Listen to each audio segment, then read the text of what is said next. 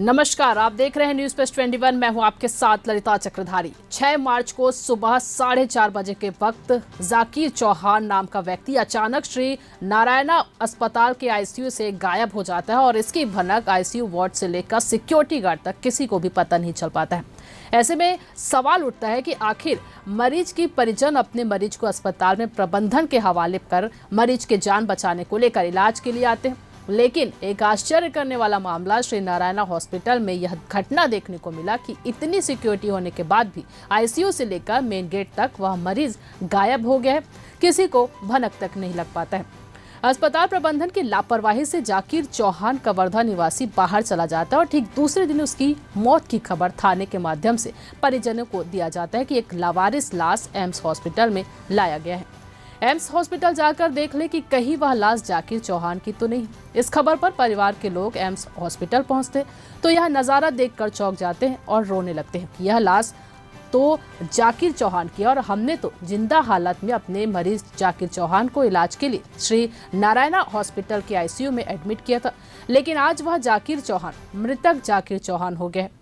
आखिर इसका जिम्मेदार कौन है? आज मृतक का इस दुनिया से जाने के बाद उसके बीवी बच्चों का पालन पोषण कौन करेगा? कौन खर्च उठाएगा? कौन जवाबदारी लेगा? यह सबसे बड़ा प्रश्न मृतक के परिवार के बीच उठ रहा है। अस्पताल प्रबंधन ने तो अपनी झूठी कहानी रचकर अपने आप को इस मामले से बचाना चाहता है, लेकिन सच्चाई कुछ और है, क्योंकि श्री नारायणा हॉस्पिटल के प्रबंधक डॉक्टर खेमका यह कहते हैं कि मरीज मानसिक रोगी था और अपना शर्ट उतारकर वहां नीचे चला गया, जिससे हमारा सिक्योरिटी गार्ड भी नहीं पहचान पाया कि यह मरीज है या मरीज का रिश्तेदार।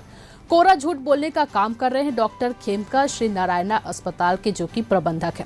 हम आपको दिखाते हैं कि इसी नारायणा हॉस्पिटल के सिक्योरिटी गार्ड ने यह कबूल किया है कि जिस वक्त वह मरीज बाहर निकला तो मैं सो रहा था।